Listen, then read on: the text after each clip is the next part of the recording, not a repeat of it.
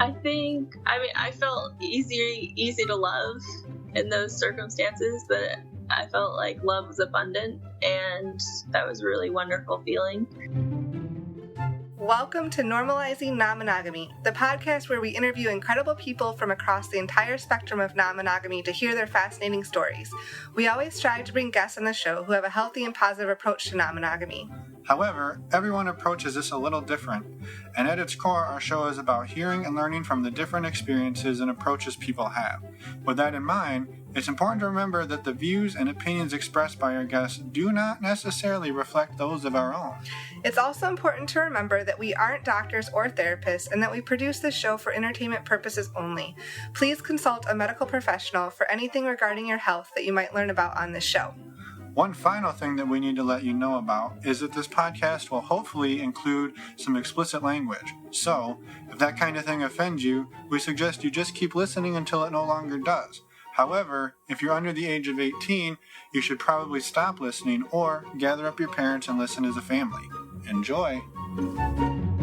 Hi, real quick, Finn here. I just wanted to quickly say before I toss it over to Emma that we do a couple of quick announcements at the beginning of this one. It lasts about 8, maybe 9 minutes, and it's not something we're going to do very often, but we wanted to, at the start of the year, just get some information out there and get some feedback from you. So please bear with us, and we won't do this to you again for quite a while, hopefully. Welcome to episode 43. We're Finn and Emma, right? Well, I'm Finn, you're Emma. Yes, we do that every time. We do it every time. Today we have an exciting interview, as always. Yeah, we've got an interview with Aleah.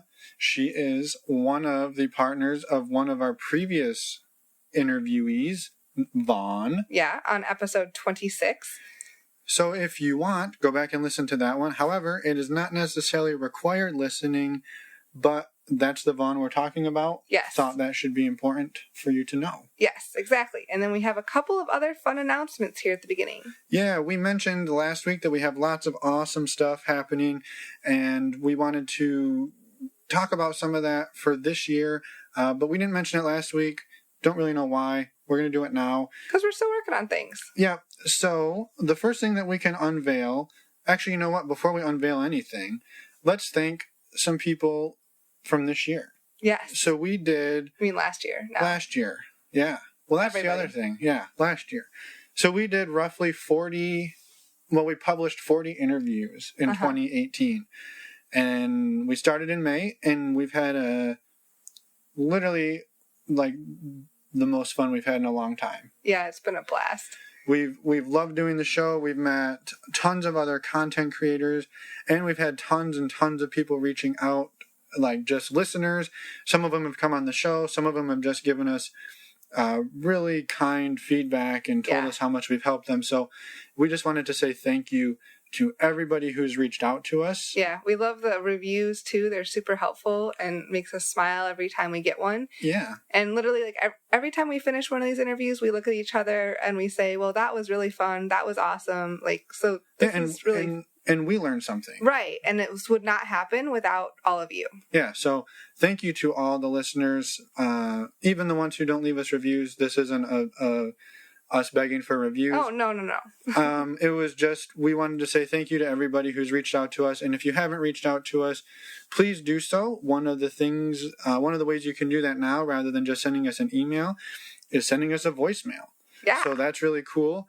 And, well, that's a really good lead-in to our brand new website. Same old address, new website. So normalizingnonmonogamy.com. Cleaned it up a little bit, made it look a little more fancier, and yeah. On the Contact Us page, you can send us an email, or, like Finn said, you can send us a voicemail now by clicking the link there. Yeah, it's not a voicemail tied to your phone. We're not going to get your phone number or anything. It's just a little button. You push it, send us an email with an audio recording. So go do that, try it out, send us some kind words, and yeah. We won't play it on the show unless you want us to, and even then we might not, because that's not really what we do. But we could. Yeah, we'll see. Okay. One other thing that we wanted to talk about, and we've mentioned this in the past, is regarding some of the resources. And I know some of you probably just skip ahead at this point, so just hold on 2 seconds before you do that. We are continuing to try and find new resources. Some of them are support the show financially if you use them through affiliate links, and some of them don't. So we've got a new one that we wanted to talk about today, but before we did that, we wanted to just throw it out to you as the listeners. Is this stuff that you want us to keep doing? Keep finding these things for you and keep presenting them to you. One option would be to do this as a way to offset some of the costs of hosting.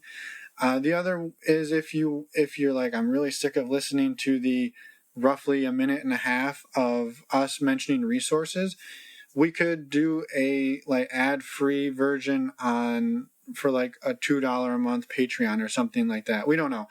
We're just thinking through ideas right now. Yeah, we're open to ideas, and we'd love to hear what people think. Again, we struggle with that one because all of the things that we have found we find beneficial to the listeners, and we try to either give a discount or a free trial or something.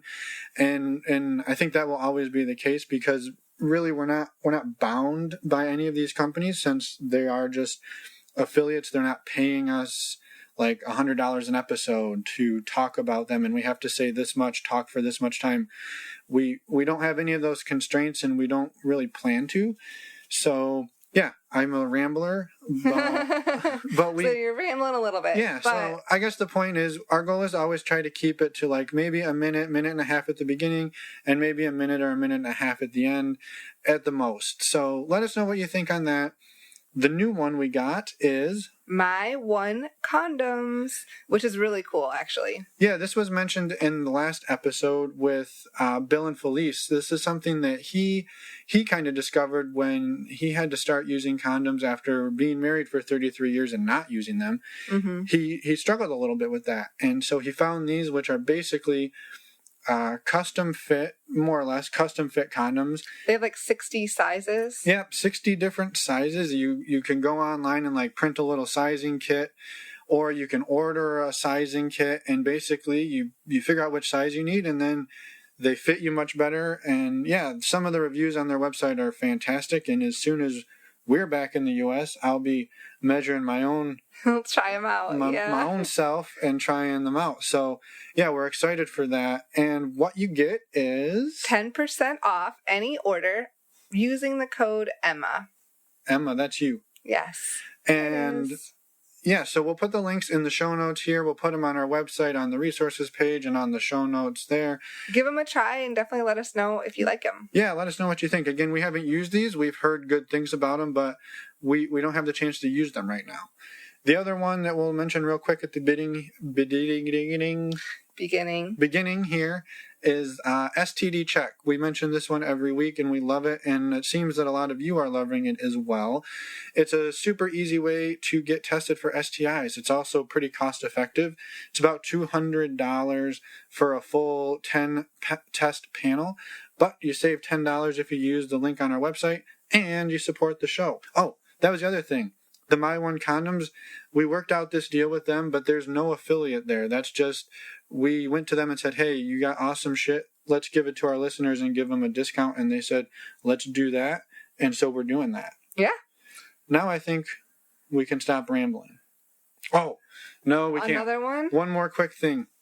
I'm sorry that you're still with us, but this interview was the first interview that we recorded after roughly like a 2-month break of not doing interviews.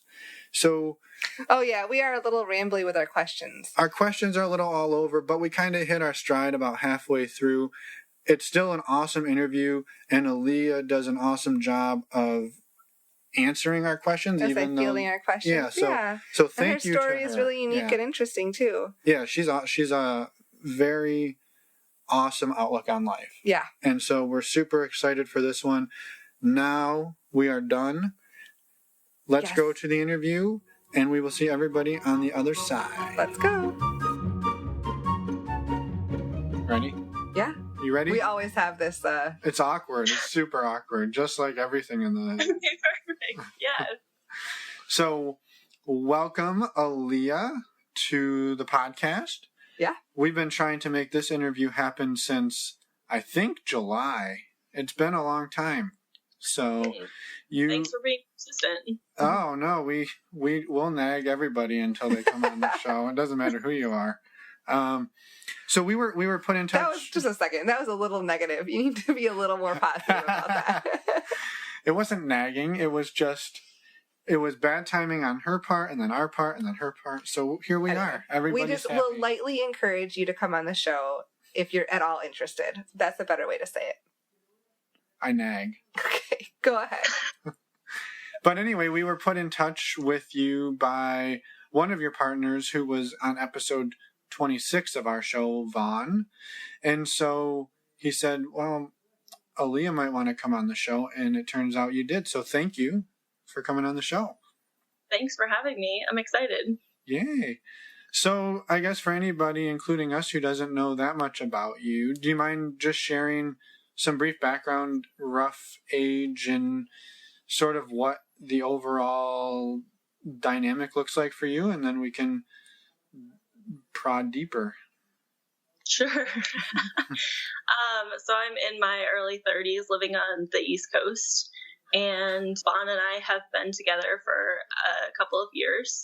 For me, I relate to the phrase open relating, which is sort of maybe a bit adjacent to polyamory. Polyamory, in its essence of the word, means multiple loves. And I'm interested in the realm including and beyond love, and maybe not having the objective of a deep, loving, committed relationship in all of my encounters. So I'm open to all sorts of things that look a little differently. So. Okay. So everywhere from maybe like a casual encounter up to a new long-term relationship, you just kind of leave it open-ended? Yeah, so I don't like to put people into boxes. So I find that when I go to date, sort of the traditional thinking that I think many of us have been conditioned to is, what are you looking for? That's a really common phrase. It's like, well, I'm looking for a gray area, like let's explore something for me more than a purely sexual encounter up into, like you said, a long-term loving relationship. So, and that can make people a little bit uneasy because we don't like to always live in the gray. And sure. So I throw that out there, and if people are willing to jump on board and see what becomes of things, then that's great. And, that's not for everyone. Yeah. Have you found largely that people are open to that? I know it's a lot of people like to say I'm poly or I'm a swinger, and by leaving it a little more gray, have you found people pretty receptive to that? Yeah, I think for the most part, I think that it takes a little bit of sort of explanation or finesse to help people to see where I'm coming from. And I think that that's the portion that can sometimes be a hindrance, let's say, because it takes time to understand where people are coming from if they're not traditional in their relationship background, or people that are new to the scene. Right. So how did you evolve to have this, wanting this relationship style? Have you always felt that way since you were little, or has it evolved as you've gotten older? It's certainly evolved. I'm always evolving. I think most people are. But yeah, totally. That's what makes life so exciting, right? Exactly. So I had some questions about monogamy pretty early in my formative years. I think I remember saying to my parents, fairly young in my, early 20s, like, oh, this monogamy thing, I'm not really sure about it. And I was in a relationship that I was interested in opening up, and it took quite a long bit of months to convince him that I wasn't trying to trick him into anything, that I really did want to explore with other people. So eventually we did open up, and that looked much more similar to a traditional kind of open relationship in that we had sex with other people, but our emotional connection was primary. And I found that I struggled with that, and that wasn't something that really worked for me. So we parted ways. Was it a struggle in the sense that you found yourself developing more feelings for other people, or was it, I guess, in what way did you find it a struggle? Yeah, I did find that I was interested in having an emotional connection, and just the allowance and that exploration piece that I felt like restricted in that. And so I don't know if it was the restriction that made me want to explore that more, or it was just something that I sort of fell into with a partner or two that I was spending time with, and I enjoy their company. So eventually there was going to be some kind of emotional connection there for me. Sure. And so you mentioned that you had this conversation early on. You mentioned it to your parents. Since then, have you continued to be open with them about how things have evolved, or have you sort of dialed back and not shared as much since that point? So they know that I'm non-monogamous. I've kept it at that for the most part. I have introduced them to Vaughn and speak about another partner of mine, sort of on the periphery. But I find that they can be a little bit overwhelmed and have some questions about my relationship style that can seem offensive at times. Sure. Yeah, just kind of keep it at an arm's length as far as talking about that type of part of your life. Right. Mm-hmm. So I guess to maybe clarify for people and for us, do you feel that you have like a primary partner and then secondary or tertiary partners, or do you sort of see it as everybody's at a level playing field and it's just different lengths of time that you've been with people?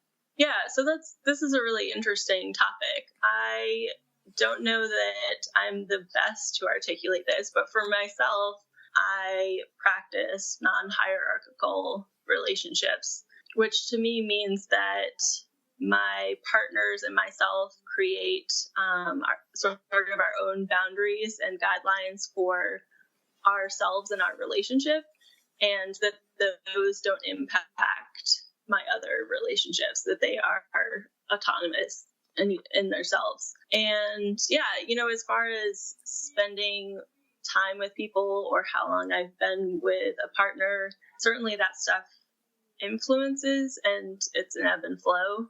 Right. But yeah, I'm still kind of feeling that out for myself and like unpacking what that means, and if I'm spending this amount of time with a partner versus this partner, and sort of how that works.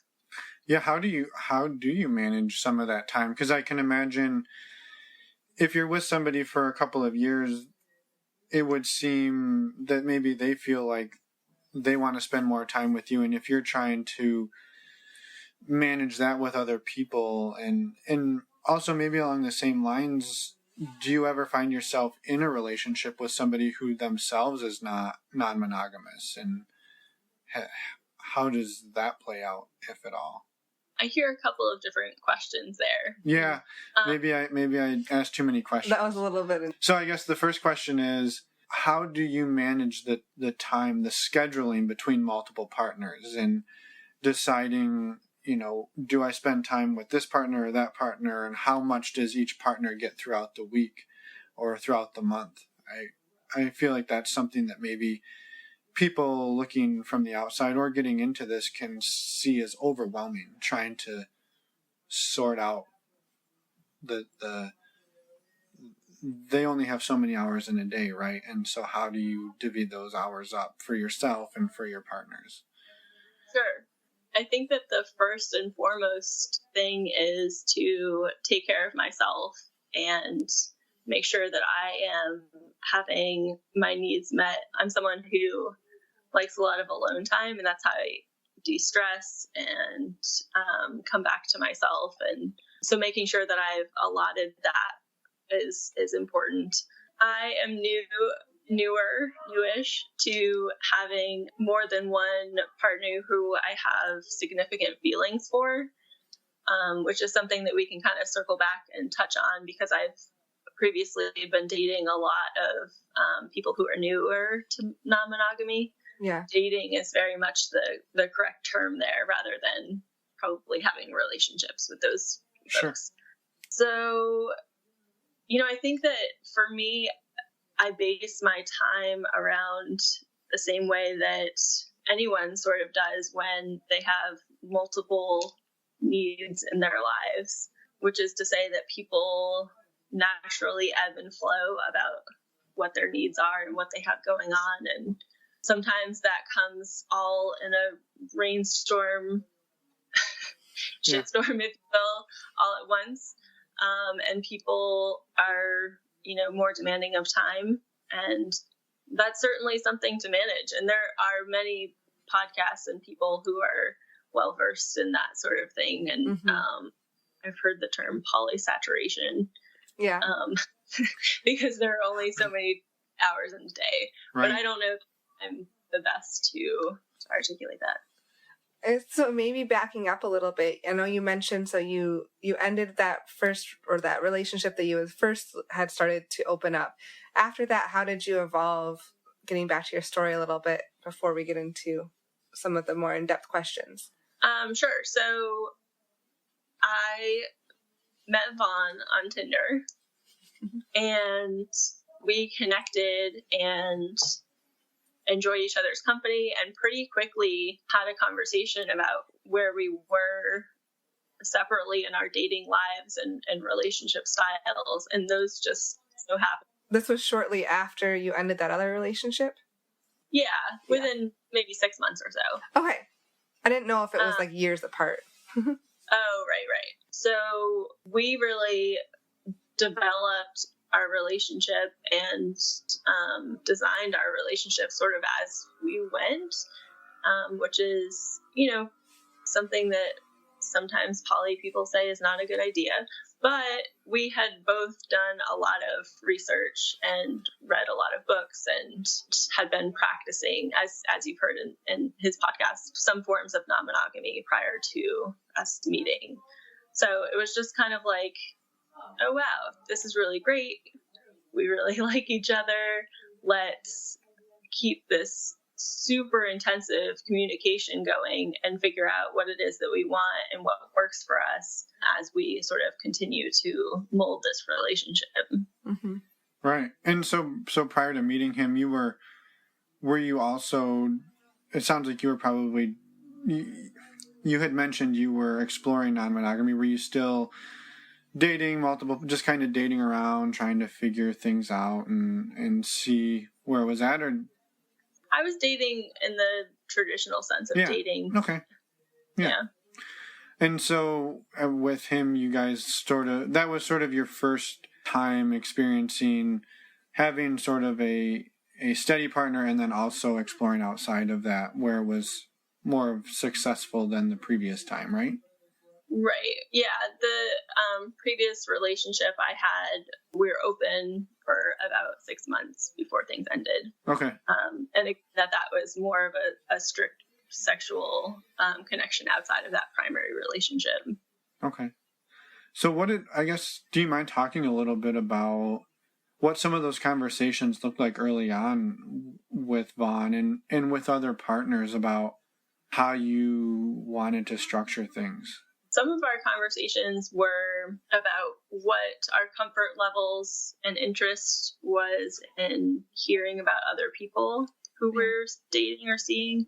I think that can be kind of a hot topic for people and their comfort, and everyone's different in that. Some of it was certainly about time. And I think especially as we got further into our relationship, there's can be a relationship time creep of, things continually escalating and spending time together. And of course, we love each other, so we want to spend time together. But, we've taken another look at that, but that's down the line. I think maybe I would be curious on your behalf. I know some people who explore non-monogamy go down the don't ask, don't tell policy, right? Where you can do anything you want, I just don't want to hear about it. And then there's other people who feed off of hearing about what their partner's doing. And I guess for you, what have you found? What is your preference? Do you like to just pretend that it's not happening, or do you like to hear about what he's doing? And I guess maybe that brings in the compersion and hearing about what's making him happy. Yeah. Okay. So thanks for phrasing that differently.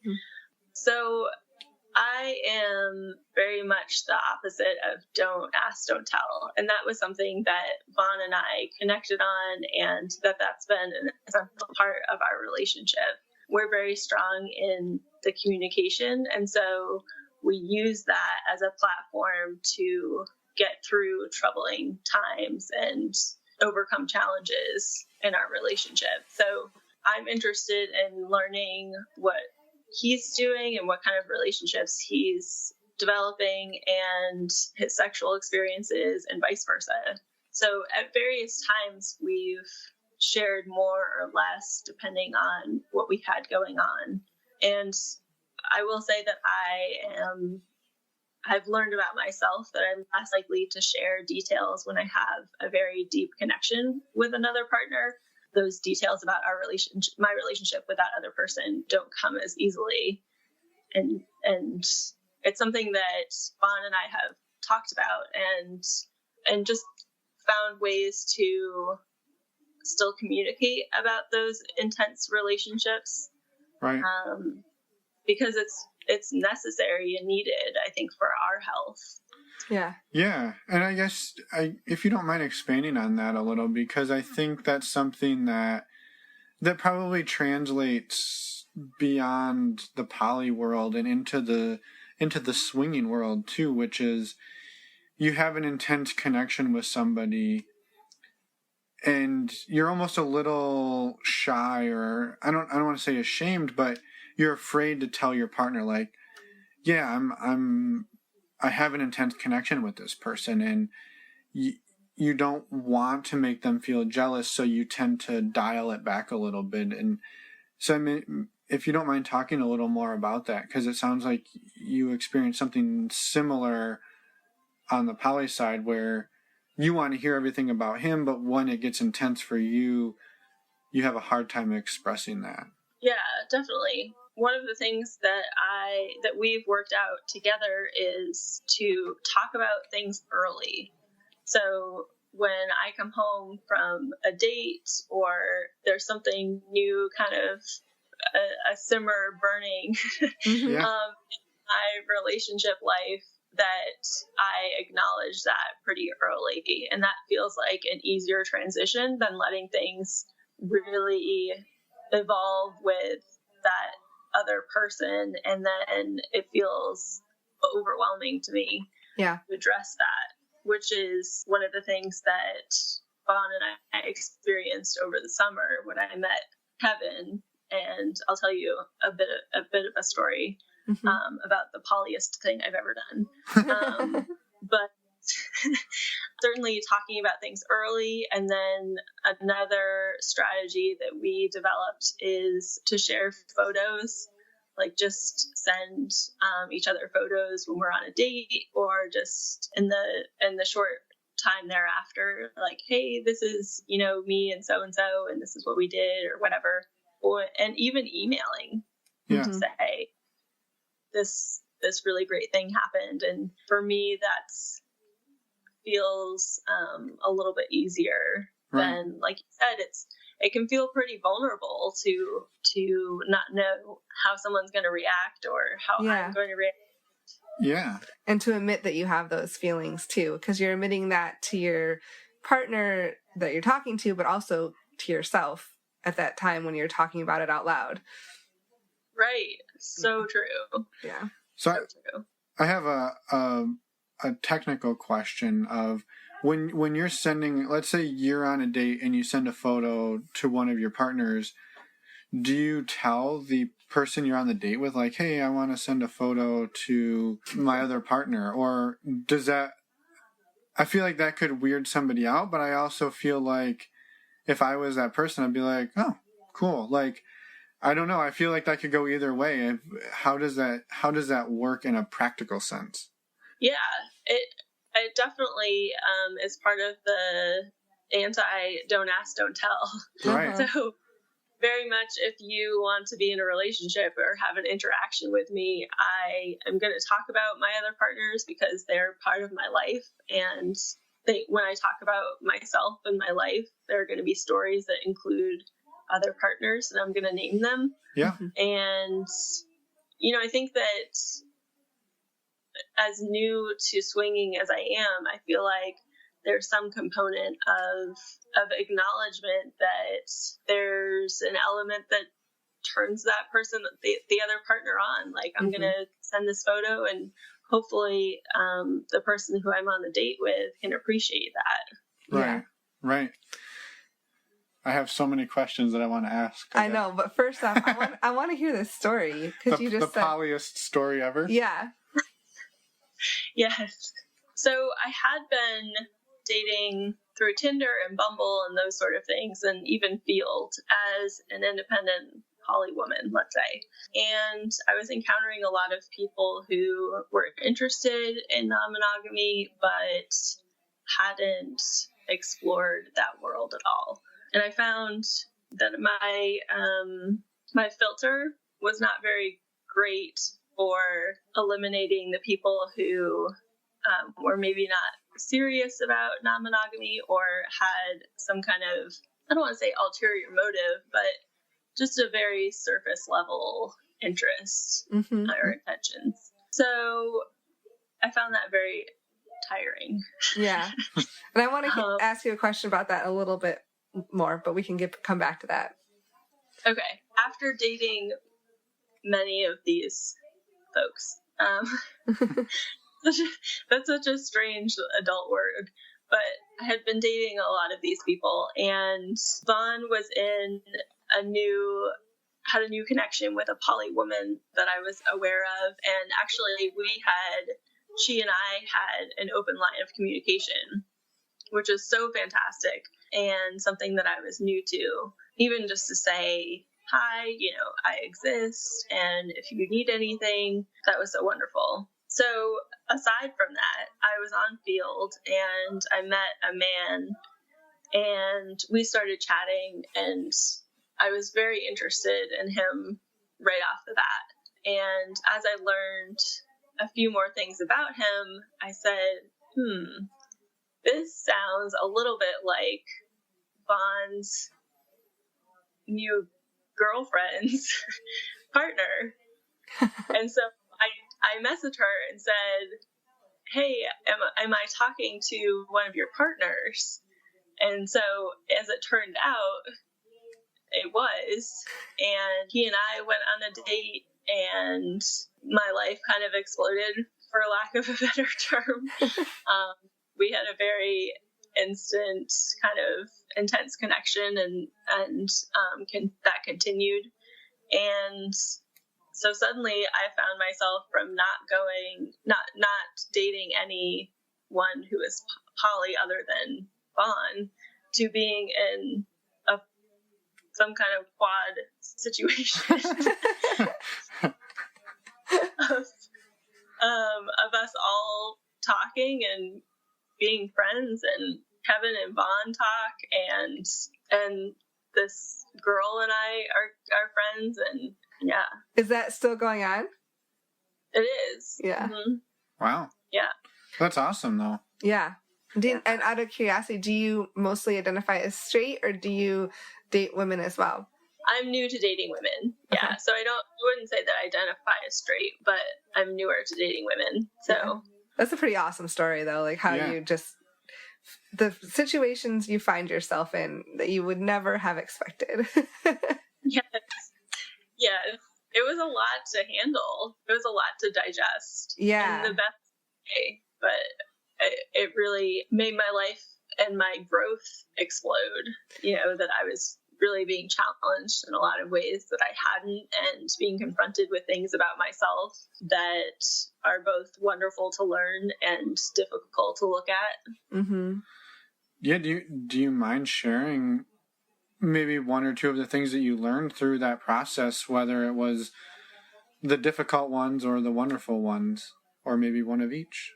One of the things that we talked about earlier about early notification of a strong interest in someone, and how that can be helpful in facilitating communication with other partners. That was something I learned from that situation, because I felt pretty overwhelmed by the connection that I had with Kevin, and I wasn't sure how to talk about that. And not just with Vaughn, but really with anyone. So that was one of the things. What were some ways that you worked through that? I worked through that with Vaughn after it had happened. So it was more retrograde of us trying to work backwards, in a sense of me trying to explain the way that I was feeling. And little by little, that started to come out in conversations, and I felt that it was a challenge for me to say those things to him. And I think a lot of that probably has to do with fear, like we've talked about, with not knowing how someone will react. And it was new for me as well to have such strong feelings for more than one person. And so I felt I was dealing with that, in addition to notifying my partner that this was happening. Right. Yeah, I think that makes a lot of sense. I mean, at least you were able to look at it and work backwards and figure out where it was coming from, and get to a point where everybody was happy. I think that's the important part. Maybe you didn't hit a home run at the forefront, but you were able to work backwards and get there. Yeah. And that's not always easy to work through. That's for sure. And to admit that you need to work through something like that. Yes. So that was the harder one. What was one that you said you also learned some things about yourself that were wonderful and amazing? Well, give yourself some redemption here. We can't just focus on the negative. I felt easy to love in those circumstances, that I felt like love was abundant, and that was a really wonderful feeling to have two people who cared deeply for me. Right. I went through a pretty tumultuous time personally in my life, in the time that I was dating both Kevin and Vaughn, and my whole tribe was there for me, and their partner as well. And she sent me flowers, which was so wonderful and heartwarming. And I've never had a metamor relationship like I have with her. Yeah, that's awesome. So it's just the overwhelming joy and silver linings of having both of them there and feeling that love is abundant. Yeah. Yeah, I think that sounds amazing. Yeah, you can't. Anytime you get to feel that you're wanted by multiple people, and not even wanted, but cared for, loved. Yeah, that's can't have too much of that. So just backing up, I know I mentioned when you said you met a lot of people that were new to polyamory, you dated some of them, and open relationships.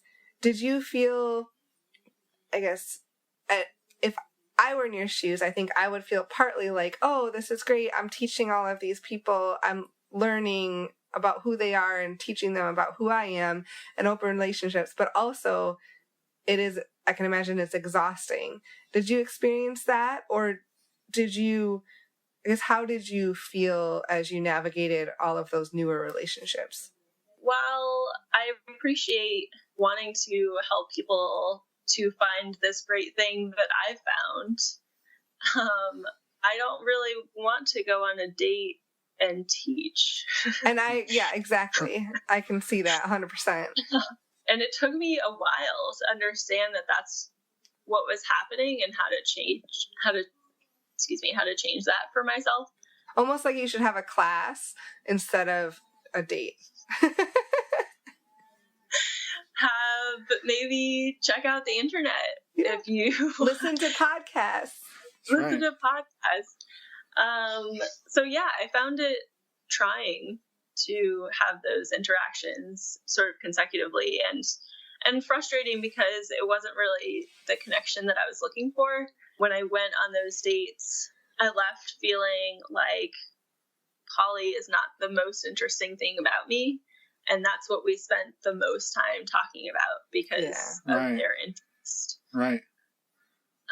So I've changed my approach since I continue to date on quote unquote traditional dating sites like Tinder and Bumble, which is that I very boldly add that to my profile. I'm ethically non-monogamous. I find that people overlook that or do not know what that is. So very quickly within the first 2 or 3 messages, I say, hey, what's your experience with non-monogamy? And then we can have some kind of conversation about they don't know what non-monogamy is, or they're happy to share what their experience is. And I think that my threshold now for people who have no experience is pretty low, unfortunately. And I kind of protect my energies a little bit more closely now. Very bluntly say there are great podcasts and there are some great resources that I'm happy to send to you. And I don't mean that in a negative, facetious way. I'm just trying to help them while helping myself.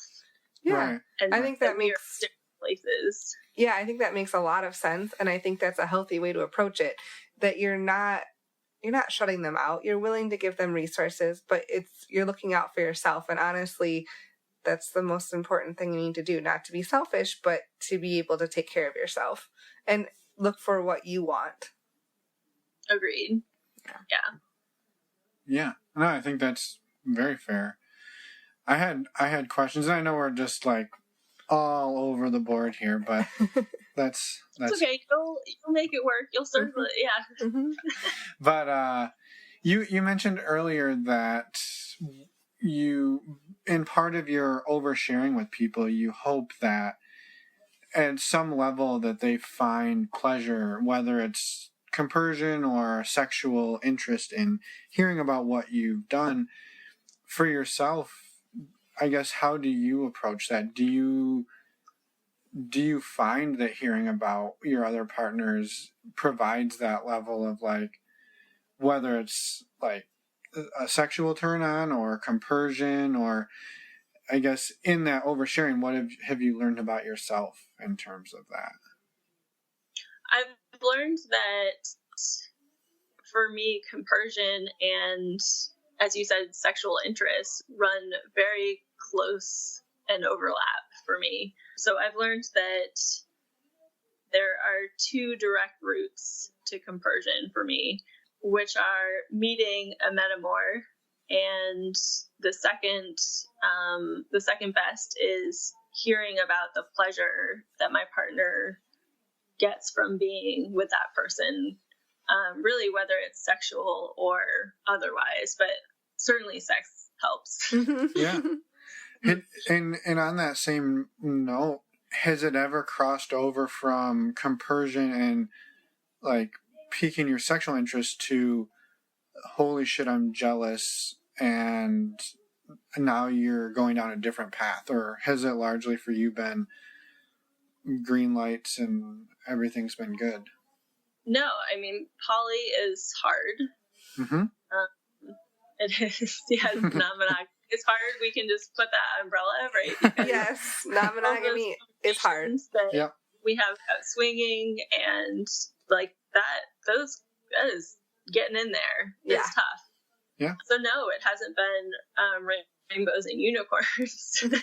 And that's been a lot of introspective work that I've done with myself.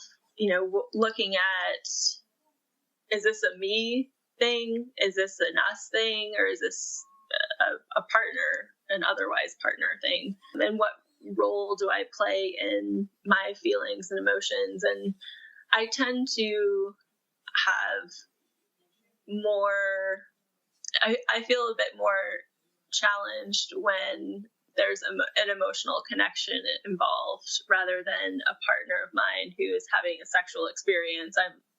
I find that I'm pretty easily turned on by that, and I have a little bit more hesitation when my partner is in love and having those sexual experiences, and I wonder how much of that plays on my own inability to share when I'm having an intense emotional relationship, and am I really just projecting that onto them? So These are sort of some of the things when I talk about introspective, what is it that I own versus my partner owning? Yeah, that makes total sense. It sounds like you found that if there's not a ton of emotion involved, it's kind of a sexual turn on for you. You mentioned a few times swinging and that you're new to that. Has that sort of been the path or the light at the end of the tunnel that was like, hey, maybe this is a way to look, where it's the sexual experiences without so much of the emotional attachment to it? So Vaughn and I have had a couple of experiences, all of them good. The interesting portion that bridges these two ideas for me is that I found that one of the things that I really enjoy about swinging with Vaughn is our pleasure dynamic, because I feel very safe in the space that I share with him, and that allows me to have pleasure from other people. I think that pleasures can be a very vulnerable thing, and I think that to have him there with me, it allows kind of this loophole, let's say, to experience other people in a way that I might not have otherwise. Yeah, I think that's a fascinating way to look at it, is because pleasure can be very vulnerable. And I never actually put those words together, but I think it makes a lot of sense. And having that partner with you during that experience. Yeah. So I'm curious, when you were way back at the beginning, starting your journey, and you had gone down the open relationship path, you had explored, it sounded like, more sexual based encounters, and that it didn't really work for you, but now you're starting to explore the swinging side of things, which, again, it's not that it's totally void of emotion and feeling, but it is a little more focused on the sexual side of things. How do you make that shift back to that? It seems counterintuitive to why you got into poly to start with, and now you're kind of exploring back a little bit.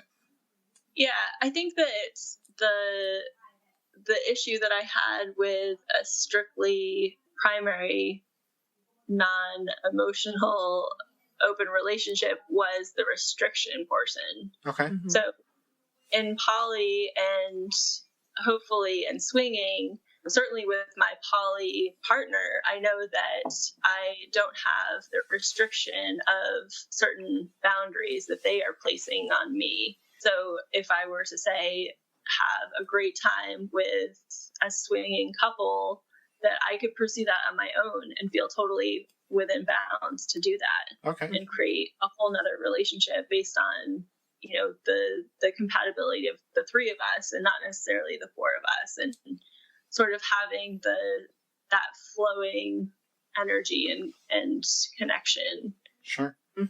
Yeah. No, that makes sense. Yeah. Absolutely. Changing the topic completely. Again. I know. With this interview, we are kind of all over the place. That's all right. People figure it out. No, you had mentioned I like to give the listeners a little bit of a view of the person that we're talking to outside of your non-monogamous relationships. So is there some hobbies or something about you that you don't mind sharing that you have, or interests or anything that can, tell people a little bit more about yourself? Yeah, you're not just a sex fiend who goes on dates 22 hours a day. Or maybe you are. I don't know. Well, I guess we'll find out. Hopefully I could stay up that many hours. I am someone who loves the sunshine. I like books and yoga. Mm-hmm. I also think that a lot of the things that we name about ourselves can be very generic. And I think that the things that make us unique are the ways in which we interact with the world and do those things, and the sort of philosophies that we hold, that how we see ourselves and how we see others can help to shape who we are when we're doing the yoga and the reading. And I love to stop and say hi to dogs on the street, and and I go wakeboarding, and so that's kind of my philosophy on that's awesome. naming things. And that's maybe part of the challenge that some people face when creating a dating profile, because these things can sound pretty generic, like, hey, I do things. Yeah, exactly. Right. Everyone does things, they just might be different things. Yeah. Right. Yeah. So now we're just deviating, but it doesn't matter. It's our podcast, and we'll do whatever we want.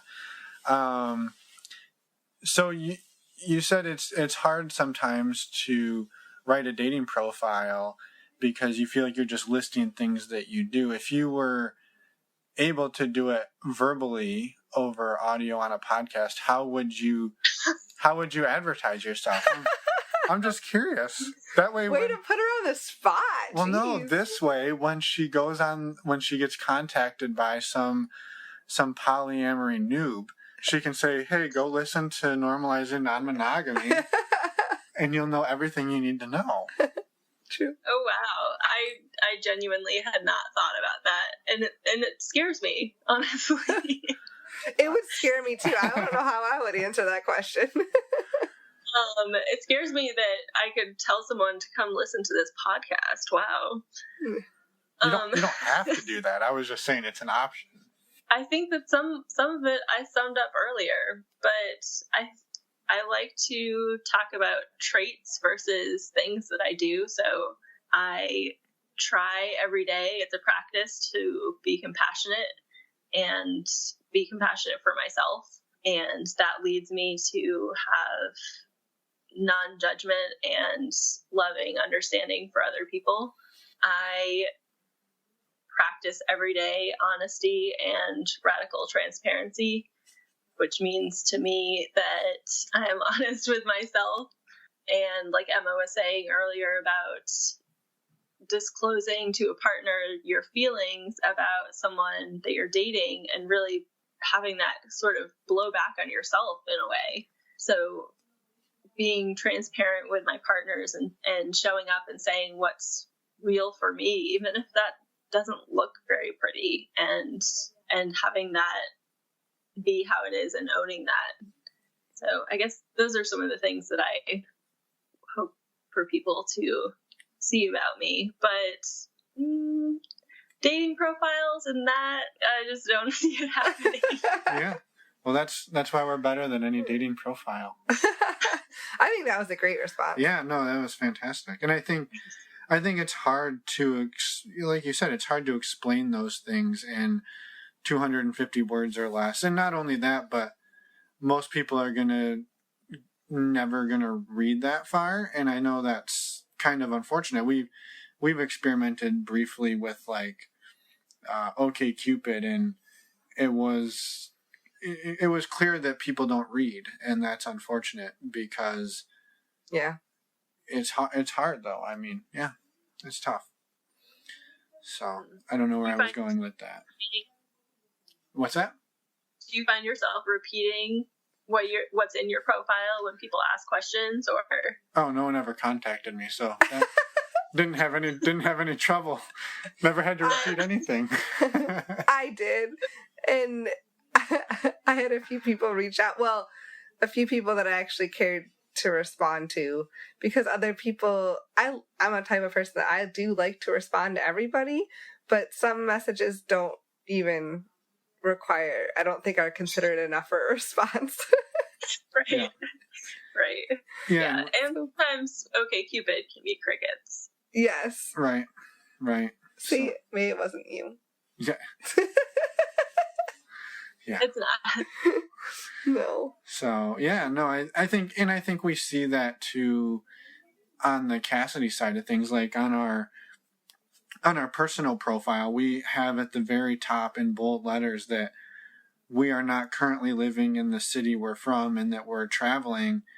And I would say every 2 weeks we get a message like, "Hey, do you guys want to go get dinner?" It's like, you clearly didn't read our profile. Like, yeah, we're going to go get dinner tonight, but we're 8,000 miles away, so it's going to be tough. Like, we love getting messages and just say, like, we'd love to communicate with you, but we can't just go get dinner right now. Yeah. So, all right, back to the... Yeah. Do you have any other questions? I guess I'm just overall very fascinated. So one of the reasons that I find the non-monogamy thing so fascinating is it's fascinating for me to hear what other women are thinking, whether it's on the poly side or on the sexual side. And so it's something to me that I could ask a billion questions, and this could be like a 6-hour interview. So refrain from doing that.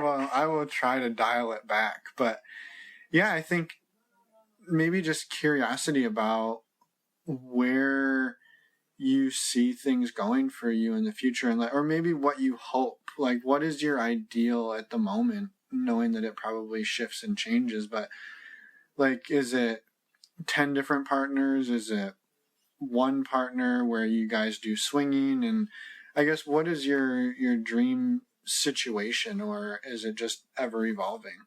My dream situation is happiness and fulfillment, whatever that looks like. I plan to travel in the future as well. So I enjoy relationships where there is lots of flexibility, and that, again, we're sort of living in that gray space that we can make things look however we want to, and what feels best for us. So I do have some kind of aspirations of spending a certain amount of time with a partner, maybe more intensely, and then traveling and, having other partners. I'm interested in continuing to explore the swinging world, and I think that I would like for that to be a part of my future. And I've struggled a little bit with, I guess, the spectrum of meeting or going to parties rather, and I guess kind of meeting someone or some couple on the fly and having sex with them versus having an ongoing friendship and getting to know people and swinging with them, and sort of what that looks like and feels like and how accessible that is. I jumped right into the cold, hard world of clubs in Miami. Wow. For my first swing experience. And it was a lot. I've never been to those clubs, but I can only imagine. Yeah. There was some actual shit. Like, literally? Literally.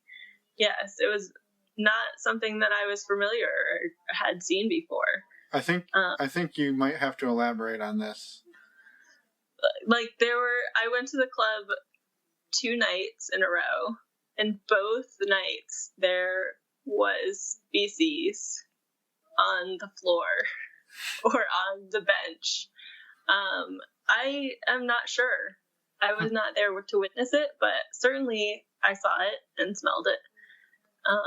Wow. I was looking for a room to play with someone, and that wasn't the room, huh?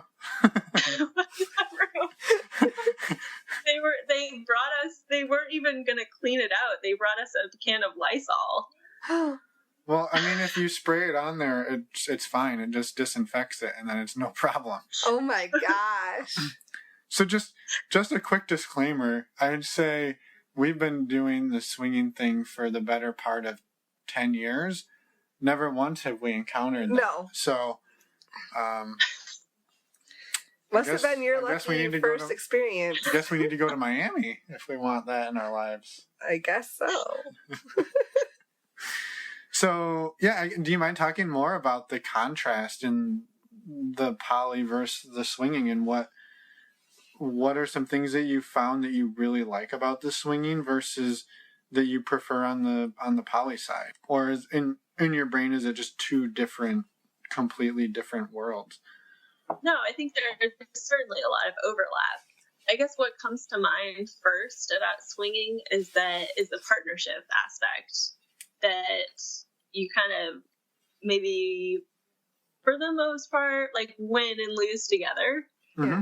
And I don't say that in the sense of someone having sex and someone not, because I think that for most swinging couples, hopefully there's some compersion and excitement for the other person, whether, that partner is, you yourself are having sex or not, or have it playing or whatever. So I like that aspect. And same going for dating when it comes to swinging. Like, hey, let's go out on this date with this couple. And that's sometimes much more fun than going out on a date by yourself. Yeah. Yeah. I think that's one thing that we found enjoyable is when you go on a date together, even if it's a total failure. Now you mean with another swinging couple? Right. Yeah. All of our dates together are absolute successes. Just you and me. Yeah, of course. But if we go with another couple, right, and then it's a total failure, you leave there, at least you have a fun story and somebody to commiserate with, right? You get to laugh the whole way home. Yeah. Yeah. So. I love that. Yeah. One of the ways that I apply that to my single life is I come up with really fun, creative dates that I like, that we go and do something, so that way, even if it's a miss, I've still done something fun. Yeah. Yeah, that's a really good way to do it too. That something you enjoy no matter what, and then if it's like this person we do not have compatibility, it doesn't matter. I'm still doing something fun. Mm-hmm. That's actually a really smart strategy, and also one thing that I am aware of is that by doing something new or something exciting, that's triggering the dopamine. So you're gonna have more fun anyway. So yeah, I think that's awesome. What are some of the things you've done? Now I'm just curious. Like fun dates that you've orchestrated. Like free concerts in the park. Okay. Or art exhibits, or new skills that we can learn together. Yeah, those are great examples. Yeah. No, it's been a long time since I've had to go on a first date. I've actually never gone. No, I think like once. You've gone on, yeah. Yeah. Anyway. That's not the topic. No, I'm going to have to edit a lot. I know. You're all over the place tonight. I don't know how. I feel like editing would be equivalent to re-listening to a lecture. But I will say that a lot of times, like, I don't know, we have so much fun doing these interviews that when I go back and listen to them and edit them, very rarely does it feel tedious, because I enjoy listening to them so much. Yeah, and then I usually re-listen to every one before it goes live as well. So that's really cool. Yeah, they're a lot of fun. Well, is there anything that we haven't touched on that you want to touch on? I did want to talk about my displeasure of the phrase NRE. Are you familiar with that term? Yes. Yeah. So I think that for me, NRE discounts the relationship in some ways, and to me it can seem kind of dismissive, that in the same way, like, oh, you were drinking and that's why, blah blah blah, like, oh, well, they just have NRE and that's probably not going to last, and that's, whatever. So I think it can be kind of discounting. But before we continue, for listeners who don't know what that is, can you define it as well? New relationship energy. Yeah. So the excitement and joy of getting to know someone new. And it can also be on the sexual side too, right? Like, oh, well, we're having sex 7 days a week, twice a day, but that's only because we just met, right? So Mm-hmm. it can manifest itself in many ways. Mm-hmm. So Yeah. But in your experience or in your opinion, you're not a fan because it discounts maybe the actual connection?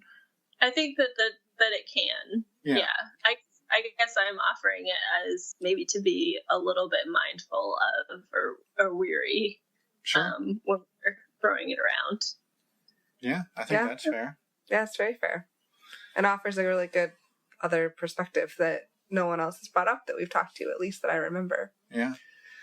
One thing that we like to touch on, if you don't mind us asking, is how do you navigate and manage your safety inside of the non-monogamy world, whether it's, and we can talk about it from a few different aspects. One would be going on, maybe multiple first dates and making sure that you're staying safe physically, but then also your sexual health and making sure that you're maintaining, a healthy lifestyle when you're potentially having multiple sexual partners, more than your average person, potentially. Let's hope so. Yeah. if you're doing it right. Yeah. So as far as my physical safety, I have read about and created a system of a code word. So, or I guess sort of a series of code words. So if I call my designated person and say, I'm having a really fabulous time, then they know that maybe they should check in with me in a few minutes. And if I use another phrase, that's like a different sort of escalation that things are not going very well. Right. Always have someone who knows where I'm going to be if I'm not in a public place with that person, whether it be that date I'm taking them back to my place, or it's a third date, or whatever the case may be, that I send them the address, or I share my location on my iPhone, which is also very convenient. Yeah. And I think that plays into your strategy of communicating clearly with your partners, and that you have those open lines of communication, that if you were in a don't ask, don't tell type relationship, and not to say that those are the wrong way to go, but because you're not doing that, you can text Vaughn or Kevin or whoever and say, I'm going to be here and I expect to be done roughly around this time. If you don't hear from me, maybe come looking for me. Yeah, totally. So. And I'm new also to the BDSM realm, which I understand to be a whole nother aspect of safety. Yeah. Something that I'm starting to read about and very slowly navigate, because I don't want to get into any unsafe situations, but I am interested in exploring BDSM. So some things to think about. Yeah. Part 2 of the Aleah interview. Mm-hmm. My second date didn't go very well the other night. You guys helped to reschedule so I could go on a second date. Oh yeah, yes. As part of our 6-month-long foreplay, you had to reschedule at the last second the last time for a second date, or was it was a first date or second date? It was a second date. I'm glad it went well. Yeah, it's always nice when the best thing about a second date is the reassurance that the spark and the connection that you felt on a first date wasn't a fluke. Yeah. Right. It wasn't just NRE. Exactly. Exactly. Just had to poke the bear a little. Yeah. So just to circle back real quick on the sexual health and safety side of things, what are some things that you do to handle that and mitigate any risks as much as possible? Yeah, so I feel very comfortable talking about sexual health, and it's something that I bring up matter-of-factly, and it comes up, it comes up always, first of all, and it comes up in different contexts in some ways, depending on how things are going to go or what sense I get. So if I'm dating someone and it seems like things are going in a sexual direction or that our next step is physical, I will say, hey, I have something really sexy to show you, and send them my results. Yeah. And I just had a partner who was like, oh, wow, I've never seen this approach before. And I was like, well, let me, help you with all of the ins and outs of sexual health. And he's had, his reaction was that he was planning to use condoms. And I said, awesome. Condoms are awesome. Here's a place that does testing for free. Yeah. Because I am comfortable with know your status. Mm-hmm. So that's certainly something that I talk about frequently. Yeah. So in that situation, do you put the brakes on things sexually with somebody until they know their status and then you know their status? Even if they're like, I'm going to put 7 condoms on. That's not a good idea. Anyway. Yes, it depends on the situation and some of the physical. Like, I will gladly have, be fingered by someone or give someone a hand job where there's no, I guess, penetrative sex. And those things I think are underrated. Yeah. Yeah. I love to go back to that. Yeah. That's fantastic. I think, talk about 6 months of foreplay. Right. And we've done none of that, though. To be clear, we have not done that. So yeah, I think that there are great opportunities and silver linings there. Sure. In the realm of sexual health. So that's how I see it. So I'm curious, and this is an approach that we take, and we've seen taken when we host or have partaken in group situations. And one of the things that we do beforehand is we create like a circle, and everybody just kind of goes around the circle and shares what they're into in terms of interests, things that are off limits, whether it's always or that night. And sexually, to be clear. Sexually, yeah. I mean, you could talk about wakeboarding and whatever, but it's mostly like, hey, I'm into this, this, and this. I don't do this, this, and this. And then you talk about your testing status and when you were last tested and what the results were. If you were on a date with somebody and things seemed to be going that way and they were just very blunt about that and said, hey, tonight I'm feeling like I want to do X, Y, and Z. I'm not really feeling this thing or that thing, and this is my status. For you, would that be a mood killer, or would you embrace that pretty openly and be like, hey, cool, I'll play, and here's my answers to all those questions back at you?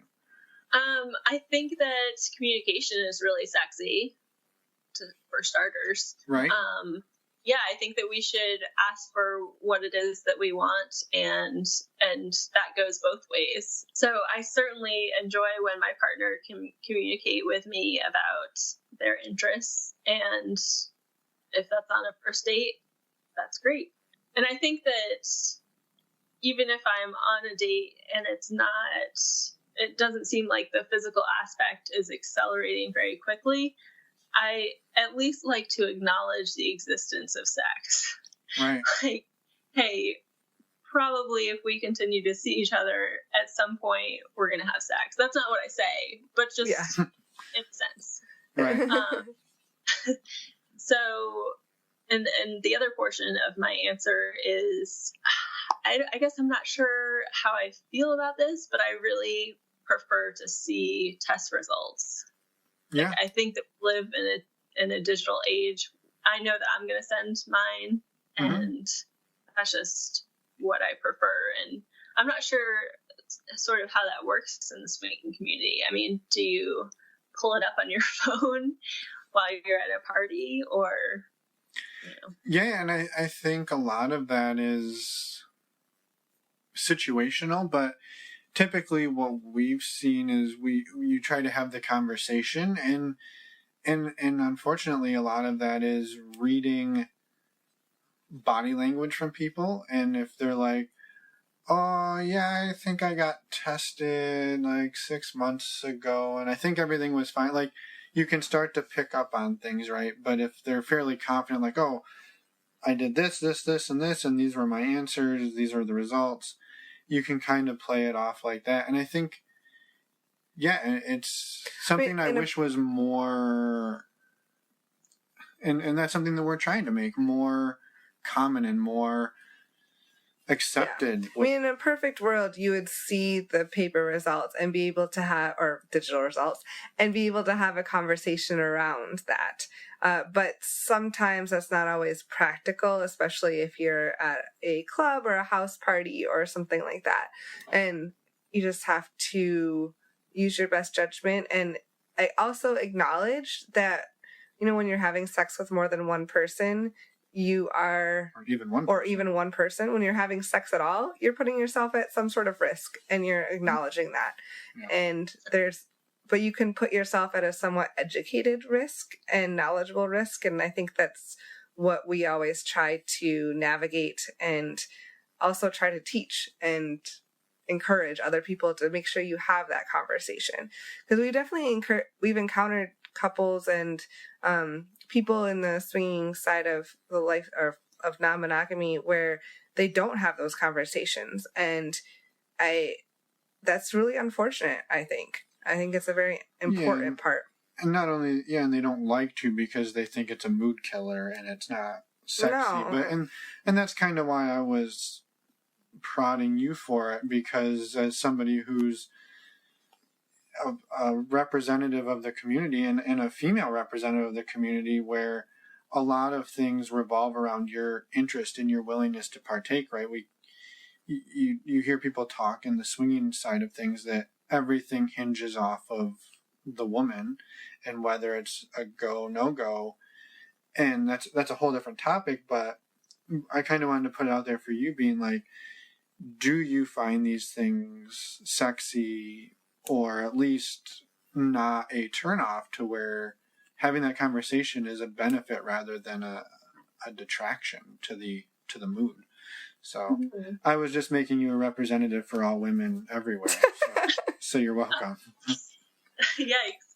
I think that the other thing that Emma touched on that I wanted to come back to is that I think that it's a balance of knowing your status and making educated choices with your body and with sexuality, and the balance of not shaming and sexually transmitted infections are, for the most part, just that, infections. For instance, the flu is primarily transmitted because many people don't wash their hands. Yeah. But we don't blame someone when they get the flu because probably they put their hands in their mouth or they weren't washing their hands. But we're quick to shame someone for having an STI that we can treat with antibiotics. Yeah. So I think it's a balance for sure. And there's also there's a lot of medications out there to treat things, like you said. There's also ways to play very safe, to minimize any risk if you're worried about it as well. I mean, condoms are, of course, wonderful, but there's also gloves and dental dams and saran wrap and a lot of ways to play that you can do so even more safely than you might think. Yeah. And I hope that you are being ambassadors for bringing those to the swinging world. Yes, we're trying to. We do our damnedest. So, and I didn't mean to drag you into that world kicking and screaming. It was just it's fun in a weird way to hear what other people, how they feel about those conversations, and hearing from you, somebody in your 30s who's balancing between the poly world and the swinging world, and the having those conversations for you is not necessarily a turn on, but it enhances it in the sense that now you have the full picture before you go in. So yeah, and it's a turn on in that again, communication is a turn on for me. So Right. I love it when someone is up for having those conversations. And I know that it's a really good marker if that feels comfortable with them. Yeah. Awesome. Well, thank you for indulging my long-winded questions. Sometimes multi-part questions. I don't know why I've got so many 7-part questions today. I don't know. You've been throwing them at her. All right. Well, I think maybe it would be a good time to ask if there's any major resources that you wanted to recommend for people that you have found useful, whether it's on the swinging side or the poly side or just the conversation and communication side, before we let you get back to your Sunday evening. My favorite sort of communication-based resource is that of Brene Brown.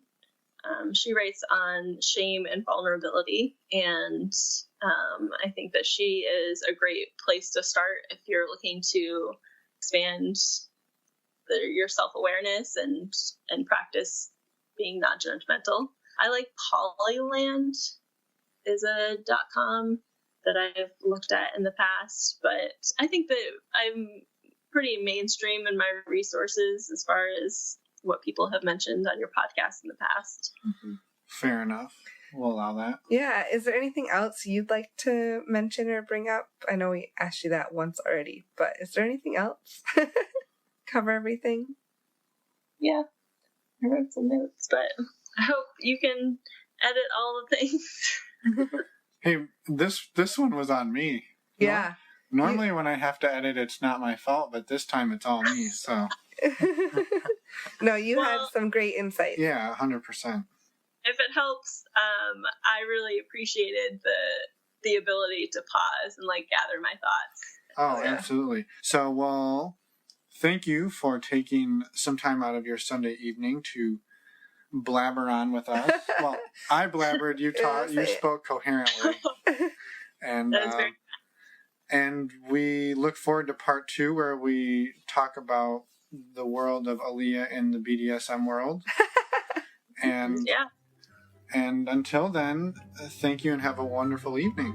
Yes, thanks again. You too. Bye. Bye. Hello, we back. We're back. How do we do on those questions? Yikes. It was a little all over the place. But Aleah's a badass and Vaughn's a badass, and no wonder those two badasses found each other. Yeah, that's true. That's what I'm thinking. So now if you haven't gotten to listen to episode 26, go listen to that one. And now you can listen to that one, then you can listen to this one, and then you can listen to that one again, and then, I don't know, maybe just keep doing that, or listen to a different one. I was like, there's a lot of other options. In the meantime, you know what? Go check out Cassidy. That is our way of meeting other sexy people like Vaughn and Aleah, who, you know what? They're on Cassidy. Yeah. And now you can get a 6-month free trial. And you got to do nothing other than go to our website, click on the damn links, and use go them. there. Yeah. So. And our website is normalizingnonmonogamy.com. You can also find us on Twitter and on Cassidy under the screen name NNM Podcast.